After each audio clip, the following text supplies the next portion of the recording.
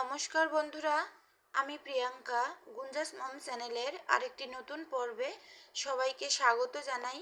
আশা করি সবাই ভালো আছেন, সুস্থ আছেন। আমরাও ভালো আছি। তো বন্ধুরা, দুপুরে রান্নাবান্নায় চলে আসলাম। আজ আমি আপনাদের রান্না করে দেখাবো ভেন্ডি দিয়ে আলু দিয়ে রুই মাছ, এবং রেসিপিটি আমি খুব সহজেই তৈরি করব। আপনারা দেখতে থাকুন। একদম নর্মালভাবে অসাধারণ একটা মজার তরকারি। ভেন্ডি কিন্তু এখন নতুন অবস্থায় একটু ঝোল খেতে ভালো লাগে মাছ দিয়ে, কিন্তু যখন খেতে খেতে পুরানো হয়ে যায় তখন কিন্তু ভাজা ছাড়া আর ভালো লাগে না। তো এখন নতুন অবস্থায় যেহেতু তার জন্য ঝোল করছি। আর এখন কিন্তু ভেন্ডির অনেকটাই দাম, অন্যান্য সবজি একটু কম দাম, তবে এসব সবজিগুলো ভেন্ডি, তারপরে উচ্ছে, আরও অনেকগুলো সবজি আর কি এরকম বেশি দামের, যেগুলো গরমের আর কি। তো আমি কড়াই বসিয়ে দিয়েছি, কড়াইতে তেল দিয়েছি। এখন আমি মাছের পিসগুলো একে একে ভেজে নিচ্ছি। প্রথমে 3 পিস মাছ ভেজে নিয়েছি, আর পরে 2 পিস। মাছের পিসগুলো বড় হওয়াতে একবারে কিন্তু হতো না ভাজা। আর ভেন্ডি আলু মাছের এই তরকারিটা কিন্তু আমি কোনো রকম মশলা কষিয়ে রান্না করব না। একদম সিম্পলভাবেই তেলে পেঁয়াজ কুচি, রসুন কুচি, একটু জিরা ফোড়ন দিয়ে রান্নাটা করব। সিম্পলভাবে হলেও রান্নার স্বাদটা কিন্তু অসাধারণ হবে। আপনারা এভাবে রান্না করে দেখবেন। যারা মশলা কষানো ছাড়া খেতে পারেন না, এভাবে রান্না করে দেখবেন, খেতে কিন্তু ভালো হয়।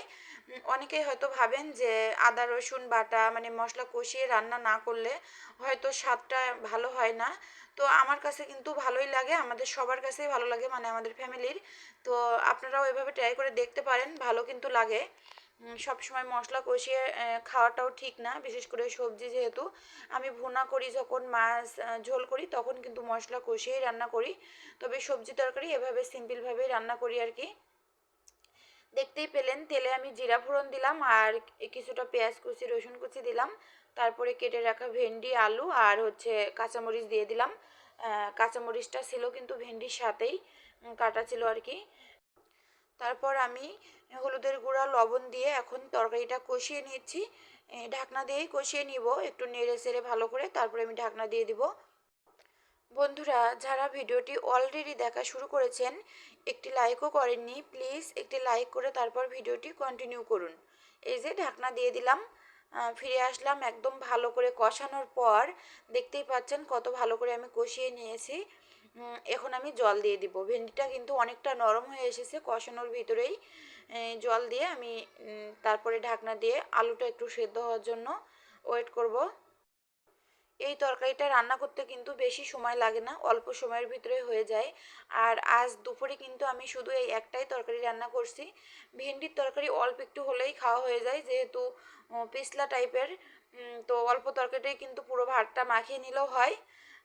তো বন্ধুরা, প্রতিদিনের মতো আবারও মনে করিয়ে দিই, যারা আমার চ্যানেলটি সাবস্ক্রাইব করেছেন তাদের অসংখ্য অসংখ্য ধন্যবাদ। যারা এখনও করেননি, প্লিজ আমার চ্যানেলটি সাবস্ক্রাইব করে আমার পাশে থেকে যাবেন। যারা প্রতিদিন আমার ভিডিও দেখছেন, লাইক করছেন, সুন্দর সুন্দর কমেন্ট করছেন, তাদেরকে অসংখ্য অসংখ্য ধন্যবাদ। এভাবেই সবসময় আমার পাশে থাকবেন। আপনাদের এক একটি লাইক, এক একটি কমেন্ট আমাকে পরবর্তী ভিডিও বানাতে উৎসাহিত করে। যারা আজ আমার ভিডিওটি প্রথম দেখছেন, তো আমার ভিডিওর কোনো অংশ যদি একটু ভালো লাগে তাহলে একটা লাইক দিতেই পারেন। আর যদি বেশি ভালো লাগে তাহলে সাবস্ক্রাইব করে বন্ধু হয়ে আমার পাশে থেকে যেতে পারেন। আমি এখন মাছের পিসগুলো কিন্তু দিয়ে দিচ্ছি। আর দেখতেই পাচ্ছেন কড়াইটা কিন্তু একদম ভরে গেছে আর কি। মাছের পিসগুলো অনেক বড়, তো মাছের সাথে 3টা কাপসা ছিল, তো সেগুলো দিয়ে দিলাম। আপনারা এটাকে কি বলেন তা তো জানি না।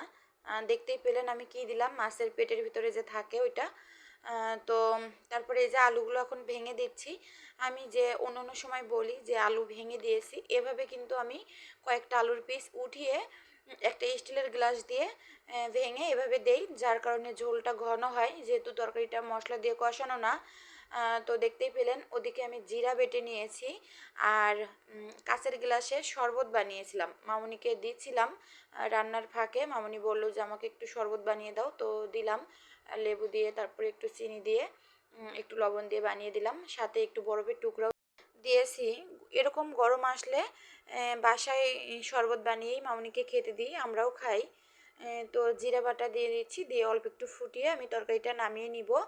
আর নামানোর পরে কিন্তু ঝোলটা অনেকটাই ঘন হয়ে যাবে। এখন কেমন দেখছেন আমি বুঝতে পারছি না ক্যামেরায় কতটা বোঝা যাচ্ছে, যেহেতু কাঁচামরিচের তরকারি একটু তো সাদা সাদা থাকবে, মানে গুঁড়ামরিচের মতো তো লাল কালার আসবে না।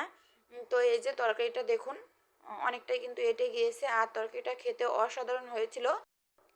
কাঁচা মরিচের তরকারি হিসেবে কালারটা কিন্তু অনেক সুন্দর এসেছে।